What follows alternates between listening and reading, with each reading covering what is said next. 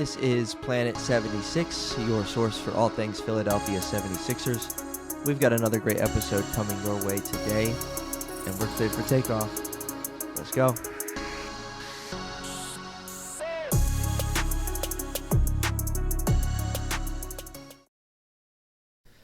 All right, Planet 76, welcome back to episode 70.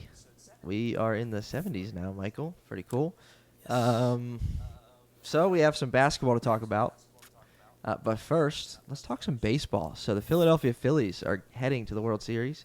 If you're a fan of baseball, you're a fan of the Phillies. Philly sports, pretty exciting. Bryce Harper hit a bomb in the 8th inning to put them ahead in that one, to seal the deal and send them to the World Series. So pretty exciting.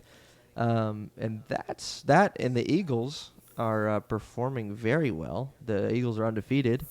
And then you have the Sixers, who are very much defeated in their start to the season at 0-3. Michael, I don't know that we necessarily expected to be, getting back together again and talking about an 0-3 Sixers team, but here we are. So on this episode, I'm going to hand it over to Michael here in just a minute. But on this episode, we're going to talk about the 3 games: Boston, Milwaukee, and San Antonio. We're recording on Sunday, October 23rd. Obviously, San Antonio, the game was on Saturday at 6 p.m. at the Wells Fargo Center. So we'll get into that one too. And then talk about what's upcoming, just give our takeaways, our general thoughts on, the season so far and what's been good, what's been bad, what are issues, why, should we overreact, should we not, or, that kind of stuff. So, all right, Michael, so Philadelphia 76ers 0-3. What do you got to say? Well, I have a lot to say, and this episode is going to be filled with that. I would like to start, though Troy did mention, and unless you've been living under a rock, you know that the Sixers are 0-3 this year to start the season. Started on Tuesday, lost to the Celtics, albeit kind of a good game. Yeah. Well, not really, but not horrible.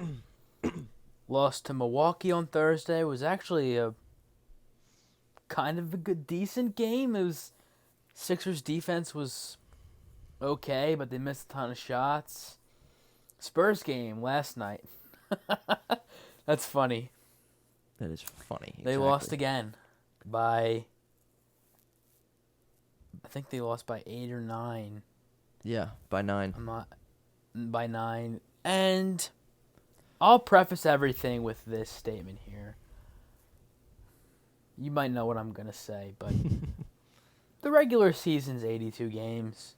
Yeah. I'm not putting a ton of stock into what happens in the first 15, 20, 30 games, really. Right. Because we've seen teams as early as last season turn things around after starting poorly. I'm not saying the Sixers are going to end up in a rut like that, but we've seen it done before. So even if the Sixers do struggle, I think it's fair to say that there is still going to be time for them to turn things around. And 3 games in the regular season. Right. I feel like a lot of people just think, oh, the Sixers lost. They're not good. But you have to look at why they lost. Let's really dive into why they lost. Obviously, losing's not good, but you can't just look at it at face value. You got to go in and see why they lose, what happened. Mm-hmm. A ton of context behind these losses. And I feel like some people tend to just ignore that or just don't really take it into consideration. I think it's really important to do that. Because then you're looking at the team 0-3 and you're saying, wow, they're not very good, are they? But context would allow you to say, hey, this is the reason they lost this game. Or the Spurs, for example. Someone in my comment section mentioned it last night. They said, just because the Spurs organization may want to tank doesn't mean the players do. And I love that. I hadn't thought of that before. I'm going to message that person. I forget who it was, but fantastic observation. And you could see it. You could really see it. They put up 114 points, whether or not it was more of the Sixers' defense being bad. it doesn't matter. They put up 114 points, and it just seemed like they wanted to win more than the Sixers did. Now, Joel Embiid did put up 40 on really great shooting, so that's a plus. Mm-hmm. And it was his best game of the season so far. Yeah. So that's what I'll preface this episode with is take these with a grain of salt. I personally am not taking anything seriously until at least game 30, maybe, because that's when the season's really underway. Teams really have their footing. Teams really know what they are and what they're trying to do, and the roster for the most part is set.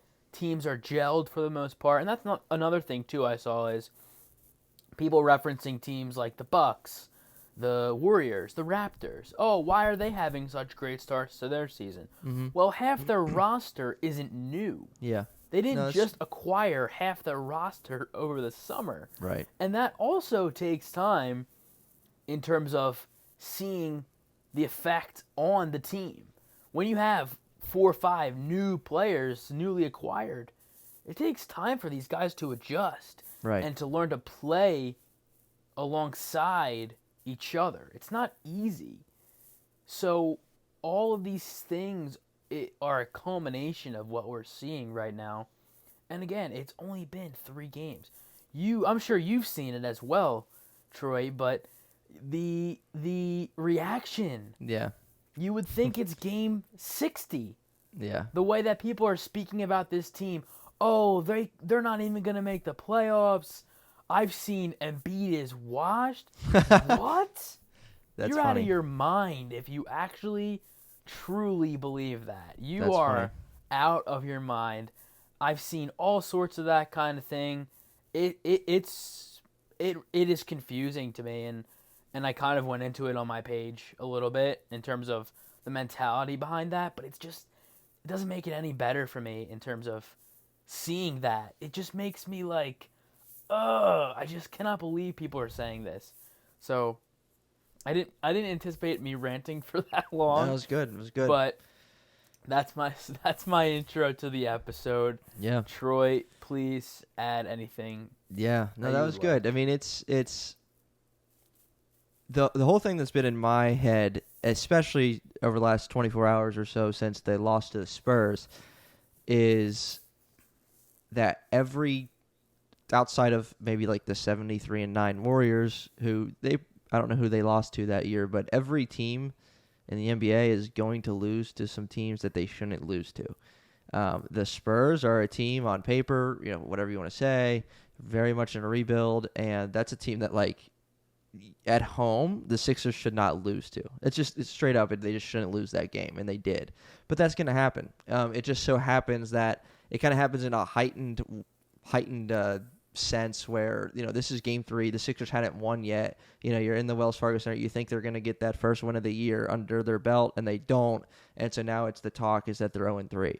And so, if that happens in game 63, when, a night game out in San Antonio at 10:30, or, no one's going to blink an eye or bat an eye at that. Like, you don't care because it's so deep into the season. It's already happened a bunch. But when you lose to a bad team early on and you haven't won yet, it's going to be heightened in the sense of people's reactions. So that's kind of what I've been sticking to. The first 2 games of the season against the Celtics and the Bucks, like, we played elite basketball teams who don't, like you mentioned, don't have as many new pieces coming in like the Sixers do, who are going to take some time to gel and all of that. And so we get that. And so we can even, you hit on a couple positives with, Joel Embiid, having 40 against the Spurs. That's a positive because kind of a bounce back game for him against, the Bucks. He had 15 and 12 on 6 of 21 shooting. He went over 7 from the floor in the second half. Didn't score in the second half. He just looked bad. Brook Lopez did really well. Giannis did really well in that game too, but he just didn't look good. So cool to see him bounce back. I know something else that we both agree on is James Harden's performance so far. He has been very good. The burst is there. The scoring's there. The efficiency's there. I mean, the opener, he had 35, 8, and 7 on 9 of 14. He got to the line 12 times. And then Against Milwaukee, he played very well too. He had 31, 9, and 8, and he had 12 made 2-point baskets, which is the most in a game he's had in 3 years, almost to date, back in 2019. So that's pretty cool to see. Despite not shooting the ball particularly well from three, he was able to have a really, really solid game for James Harden. So, again, 126, 117 in Boston. That game was tied at the half. Got a little out of hand. I forget exactly what moment it got out of hand, but it just did. And then the Milwaukee game, 90-88. Wes Matthews, I believe, right? Wes Matthews hit a late three in that one to give them the lead, and they were able to hold on. So, and then San Antonio. But so any other positives we want to hit on before we kind of get, okay, what's kind of going on and then what's to come? Yeah, I will take every opportunity to highlight how Harden's been so far this year. Yeah. He didn't play so great last night, but even when he plays well, you can't just expect him to do that every single game. You can't just expect him to put up 35 on amazing shooting every game. Right. So a couple duds like that you can kind of take. And I did not expect him to look so good so quickly. I thought there'd be some delay in the sense of him rebooting, if you will, and getting back a little bit of that burst, a little bit of that shot creation, shot selection. But he's been great in all those areas. Yeah. And I guess it's due to the off-season thing that he committed himself to this year, it seems. I don't know the reason that he's been able to be so effective so quickly, because I don't know that anybody really expected that. I'm sure we were all hoping for it. Like we talked about on here, we were all hoping for some of that Harden ability to come back. We just weren't sure when or if. But to see it come back so quickly, I mean, that is such a great, great sign. He had another great game against Milwaukee. Didn't shoot quite as well as he did game one, which is fine. Mm-hmm. Maxi's been great as well. He had 25 yesterday, which I think kind of went under the radar in the midst of an 0-3 start. Right. Which usually tends to happen occasionally, so I understand that. But Maxi was great. Harden's been amazing. Embiid was good last night. Again, 40 points on really great shooting. So that's basically my takeaways in terms of actually good. Some good with things, this team. Yeah. So, we can get into some of the not so good. Some of the not so team. good. Well, that's a politically correct way to say that. The not so good. Yes. And then one good thing I'll take away in addition from the Milwaukee game was the small ball lineup that the Sixers went to that really, I mean, what'd you say, got them back into that one. They were, I don't know what the score was at the time, but it gave them the boost that they needed. They were down 7-8-9 maybe, and they went small ball. The lineup was Harden, Melton, Daniel House, Tobias Harris, and P.J. Tucker playing the five. We knew we were going to see that. Doc said that we would see that, but it worked. I love it. I mean, it just worked. It worked so much or so well that I was at the point where I don't know that I've ever said this during Joel Embiid's career. I was like, because Joel was playing so poorly. Yeah. I was telling the TV, I was like, don't even put him back in. Bench him. I knew he was going to come back in. I kind of knew he had to because Giannis, I don't think, was on the floor during the small ball. Most of that lineup was getting the Sixers back in the game. So I kind of figured he would have to come back in. But I was like, this thing's working. So let's keep rolling with it. And we didn't. And then we ended up losing. But so the small ball lineup is an encouraging thing that I would take away from that. But other than that, some of the not so good. So why don't we talk about the big fella? So he struggled. This isn't the first time he struggled early season. We know that. I think that's what's kind of giving me, I don't know about you, but giving me a little bit of a piece. It's been 3 games. He had 40 in one game. Like, let's not freak out. But he did really, really struggle against Milwaukee. His conditioning seems down. I don't know about necessarily his effort. I don't, like to say that about, guys most of the time that their effort looks down, but like he looks a little off. He looks sluggish.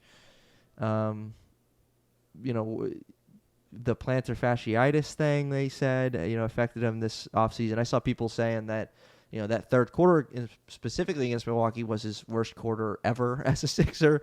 There was talk that, maybe he really did take a lot of time off during the offseason. I don't know, again, it was encouraging to see 40 against San Antonio, but, and I have no doubts that he'll get back to Joel Embiid form, as he kind of has, but what do you think's leading to some of the struggles, particularly against Milwaukee?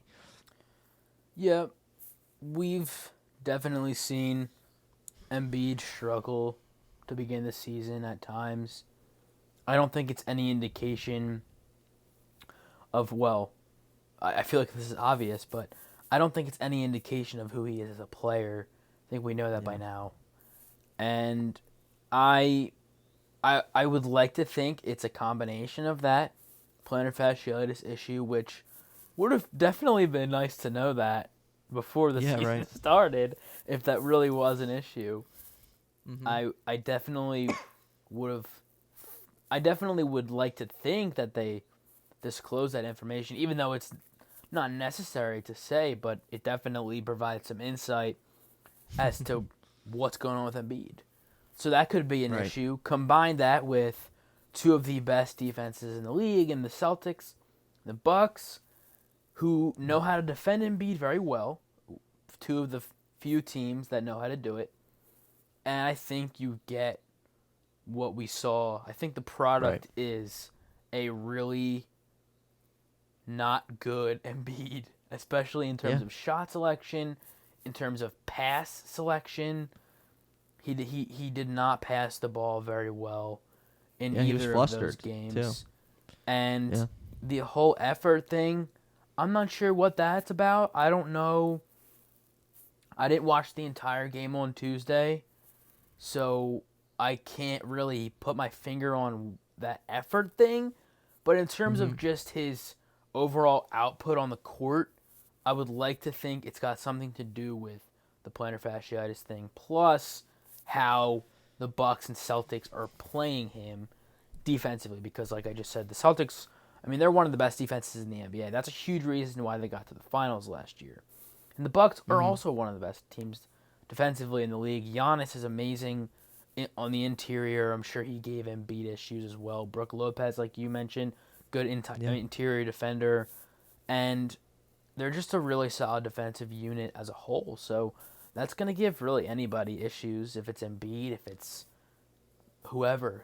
Even Jokic, I'm sure, has issues against a defense like that. Right. Well, that's why the Sixers scored 88 in the whole game. And they also, I'm pretty sure they also went like 5 for 26 from three, which you're not winning games. Doesn't matter how well Embiid plays or how poorly he plays. You're not winning games if you miss 25 3-pointers. It's not happening. What percentage is that? 20%? You're not winning games. It doesn't matter. Nothing else matters. You are not winning the game if you shoot 5 for 26 from three. I don't care who it is, what kind of team you have. You're not winning. Yep. It's just not happening. Yeah, and it's almost like that's almost because they shot so poorly and yet still only lost by 2, and it was a last-second shot that did them in, is almost kind of a positive, where it's like we shot that bad and we almost won against a very good Milwaukee Bucks team. Credit, you're right. Credit to their defense. Joel has, the two tough defenses he's played, he hasn't performed well. Then he plays the Spurs, he drops 40. And there's going to be games where Joel Embiid is just going to be the man because there's no one who knows how to deal with him, especially Western Conference teams who play him twice. You're not going to have this great, perfect scheme for defending Joel Embiid if you only see him twice a year. So the Milwaukee game was frustrating. Like it just was.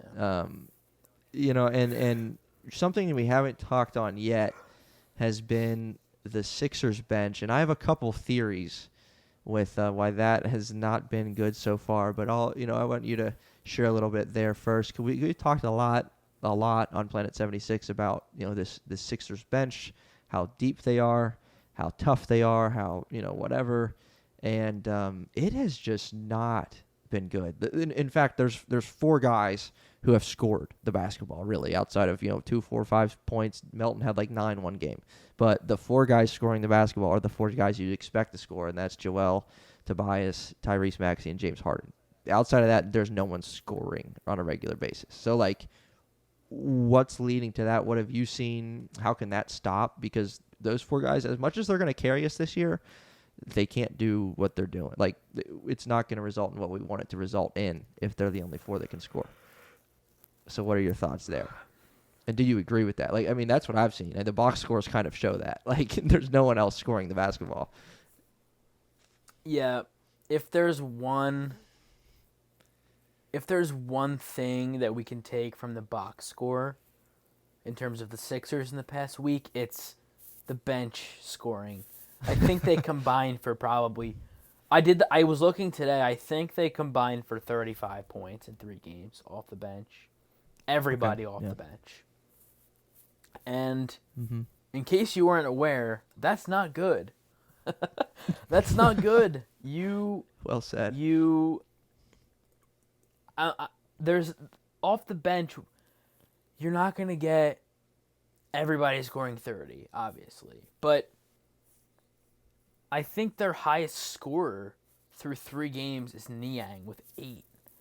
And yes, he's a guy that you would expect to be scoring that like that, but you also need the other guys to score. And when you have, I think one game D'Anthony Melton played 15 minutes, scored 0 points. I think it may have been last night, to be honest with you. That's really not good. That's really not good. And I would like to think the reason is because of the fact they haven't had time to really gel yet in the NBA season.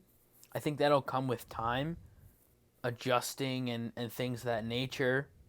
Because, excuse me.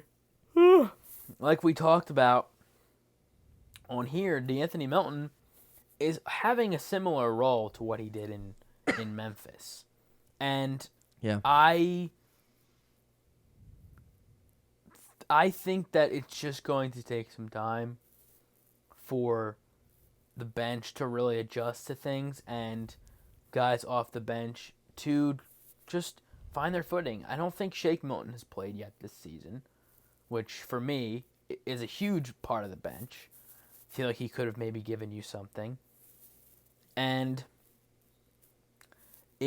I would also probably chalk it up to rotations because we all know that Glenn is very susceptible to bad rotations.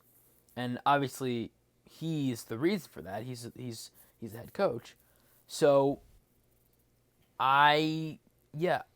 it's confusing. It's definitely frustrating, and bottom line I think is you have it here. Hausen on 30 bench. Another bench player scored. Oh, this was versus Milwaukee. Well, yeah, that's. Yeah. So against Milwaukee, only 13 points off the bench, and they were all from D'Anthony Melton and Daniel House. So that's. I feel like that's I feel like that just explains everything, really. So I just looked. Take a guess how many points Montrezl Harrell has 0 this season. 2? 2. Oh. Take a guess how many rebounds he has this season. 2, really? 2. Wow. Guess how many minutes he's played this season. 24. Wow. Like, that's a guy who literally comes to this team and he's averaged 19 in a year. He was 6th man of the year 2 years ago. Like, that's a guy who we trust is going to have 20-point games this year. And he's going to get it going. And he saw very limited minutes in the game against Milwaukee. For whatever reason, he only played 3 minutes in that one. He only played 11 minutes against Boston and then 9 minutes against San Antonio. So, like, not only are we not scoring off the bench, but there's, like, guys who are in there for a minute or two, and then they're just gone. Like, they're out. And it's hard to get a rhythm off the bench. And to me, again, part of getting back to, like, my theory about whatever's going on with the bench is, like, these lineups that Doc's playing with, it's almost like he's still playing like we're in the playoffs, where it's like, having 3 of the main guys out there with 2 of the bench players and then taking the bench players out. And, like, dudes are playing a lot of minutes from the starting lineup, and that's, like, not typically what you see early season, especially with a new team trying to gel. It's not how I would do it. We're not seeing anything remotely close to all bench lineups or whatever. Not that I'm asking for that, but like, to me, it's not like the bench. I mean, they're not producing, but like, are they even being given a chance to? Because if you're DeAnthony Melton and you're out there with James Harden for your 10 minutes, you're deferring to James Harden always. And if you're, fill in the blank, and Joel's out there, like, the offense is going to run through and around him. And so from what I see, I don't know if this is true, but like, it just doesn't seem like there's a lot of plays being run for these guys off the bench. There doesn't seem to be like a lot of looks getting to them for a DeAnthony Melton. The best game any Sixers had off the bench was his game of 9 points against Milwaukee in like 20 minutes. And he looked pretty good in those 20 minutes. But like, I don't know. I don't see where these guys are getting opportunities to score the basketball. Whether it's a lack in aggression on their part or a lack of like just them being involved in the offense on the offensive part or the coaching part, is kind of what I see, and that's what's bugging me, honestly. You're not seeing these guys off the bench going 0 for 9, 0 for 10, 0 for 11. Like, they're going 0 for 2, 0 for 3, 1 for 4 in 7 minutes, and they're off the bench. Like, they're gone. Like, that's it. That's the only shake they're getting. Yeah. At some point, you have to give your guys chances. And to your point about Glenn giving guys a few minutes and then that's it, I don't understand that. And just another... So, for example, against Milwaukee, 2 guys off the bench played 20 minutes, and then the other 3 guys off the bench played 8, 5, and 3. Like, this isn't the playoffs, Doc. Yeah, I don't really understand that. That's one thing that I don't know we're ever going to understand about him is what... And I think we were probably having this exact same conversation last season in the playoffs, probably, especially in the first round against Toronto. What is the mentality behind the rotations? You have all this depth. You should really use it. They're actually really valuable, and most of them signed here on pretty decent contracts under the assumption that they would be contributing. So, like, let's get that ramped up now, so when mid-season rolls around, we're not scratching our head saying, hey, where's this guy going to play? What's this rotation going to be? And I'm glad the small ball is working out, because that's one thing I really wanted to see them use this season. So that's a plus. But then you have the in-between. You have the bench units. You have the 2 starters, 3 bench guys. You have Embiid plus Maxey plus bench. That kind of thing. And we that has to start now, not game 20, not game 30. Everything should be tested now. That's what the regular season's for. That's what game 5, 10, 15, 20 is for. Testing and experimenting. Yeah. Hey, this is working. Let's do less of this. X's and O's kind of thing. Let's try this out. Let's switch it up. Let's go Tucker, Reed, whatever. You get what I'm saying? But now is the time for that, and I would like to see that more. Yeah. So, again, it's been frustrating equally with how the bench is producing, but then, are they being given a chance to produce? And like you mentioned, Shake Milton, haven't seen him. Played. Montrezl Harrell getting 3 minutes, Paul Reed getting more minutes again in the game against the Bucks. Which even the announcers were like, oh, Paul Reed's in. And he only played 5 minutes against Milwaukee. So who the heck played against Milwaukee? That was all a small ball. That's why. So we had our biggest guy off the bench who got 80 minutes was Daniel House, who got 21 against Milwaukee, and then Niang got 8. But you're playing PJ Tucker, 37-year-old PJ Tucker, 39 minutes in game 2 of the regular season. For that. Who's coming off, like, he's dealing with a hamstring or a knee or something to get surgery. 39 minutes, PJ Tucker, you're going to wear him out. Yeah. You shouldn't need to play PJ Tucker that many minutes. Really. No. Yeah, he's not the Giannis stopper that you think he is necessarily. Like,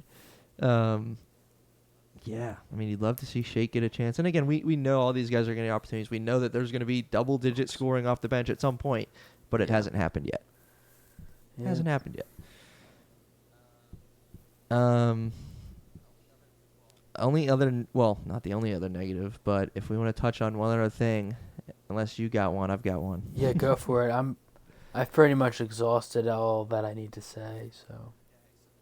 Okay, so the defense has not been pleasant. Outside of Milwaukee, I guess, although, that might have been poor shooting from them and a culmination of things. But, the one play they gave up the three, Tobias Harris left his man for the open three for no reason. But the defense, just watching, outside of box scores, outside of whatever, but just watching the basketball team play, it just doesn't look good. Teams are getting to the rim at will. Teams are getting open looks at will. The San Antonio Spurs there were moments in the fourth quarter where, we need to stop, and they just get an open look, or they get an offensive putback. Why? Why do you see that? Especially a team who comes into the season saying, we're going to hang our hat on defense. And I know, I'm ranting now, but the starters are playing so many minutes, and these are the dudes who are, wanting to be good on defense, and yet there's some issues. What's up with that? How do we fix that? I mean, I think it all comes down to everything realistically with this team can be drawn back to Embiid, because he's the engine on both ends of the floor. Really, obviously Harden has his part to play offensively when it comes to where the offense flows through. But Embiid, everything comes back to Embiid. If this team is going to be good defensively, it's going to come down to Embiid. He's the best defender on this team. He has to act like it. He has to play like it. I really would rather not see him go to the officials as much. I feel every star player does that, and you would like to see them not, because I just feel like it's wasted effort, and I would like to see Embiid just really lock in more defensively, and their defensive ceiling all comes down to how willing is Embiid to play defense the right way. He has the ability. That's not even in question. You obviously have to have some sort of ability to be a good defender, but then the other half is actually buying in and exerting that energy and putting that ability to use, and that's the part Embiid is missing so far, and it's going to come down to that, really, is how the Sixers are going to improve defensively. And obviously it's a team thing, too. Everybody's got to want to lock in defensively and actually work defensively. But it all stems from Embiid, in my opinion. Yeah. I like that. I like that answer, and I think that's an answer that gives me some confidence because, like we mentioned, Embiid, slow starter. And, I forget where I heard it first, maybe from a coach or something, that, you can, train and get prepared and condition all off season for NBA, but there's nothing like getting out there on an NBA floor that's going to get you the conditioning you need and could take some time. And I think that particularly is something that affects Embiid. It's going to take some time for him to get his legs. And when he does, I agree with you. I really do. I think that's an excellent answer because he's the guy who the team's going to look to. He's the guy in the middle that's going to lock things down, and hopefully that can spur on his teammates and just lead to some more success on the defensive end. One guy who can bring some success on the defensive end is Matisse Thybulle. We've seen him very, very, very limited. Not sure the minute total for him, but he'll get his opportunity as well. So upcoming, Sixers have a game against Indiana at home tomorrow, so Monday the 24th at the Wells Fargo Center, looking to get that first win. And then they go on the road for a while, 4 straight, 2 up north in Toronto, back-to-back, followed by a visit to Chicago and then Washington on Halloween night. So that's what's upcoming for the Sixers. Anything there? I mean, maybe a kind of a visit again up north to Toronto, first round rematch. That would be cool to see how they stack up against them. But yeah, That's a tough little. Those could both be losses, to be honest with you. I mean, yeah, they're a tough team playing in Toronto. We saw how that went in the playoffs. Yeah, but they're a good team, and I wouldn't even be surprised if the Sixers lose, because that's a good team. They know how to play Embiid. This has been the case since Nick Nurse got the job there. They know how to defend Embiid, and they have the personnel to do it. Again, one of the very few teams in the league who can do that. So don't be surprised if they're 1-5. 1-5. Hopefully. At this point, it's like, whoa, okay, dude. I know it's seems like last few years Sixers have gotten off to a good start. I don't know last time they were 0-3, in the Embiid era. I'd have to look. I don't think that was a thing. Could be very wrong, but it seems like they always win one of the first few. Yesterday was, you knew you go on Twitter, that's dangerous after that loss to the Spurs. You're asking for it, but it would be nice to see him take care of business against against Indiana, and then head up north. Maybe you get one. That might be a realistic expectation, a goal. The goals too, but maybe you can steal one from them. So anyway, that's been episode 70 of Planet 76, covering your 0-3 Philadelphia 76ers. Hopefully next time we record in a week, they'll have a couple wins under their belt, and we'll have some more positive things to say. But again, it's early season. Michael and I both are on the same page there. It's early season, working out the jitters. Sixers do have a lot of new faces, so and Doc hopefully is going to try and work that out the best way, and we're going to put the best product out on the floor. And, it's going to lead to success and some dubs and some just a good season. So a healthy season. That's what's important. We haven't lost anybody yet. So that's a good thing. Knock on wood. So, all right. That's Planet 76, episode 70. We will see you next time on Planet 76. Peace.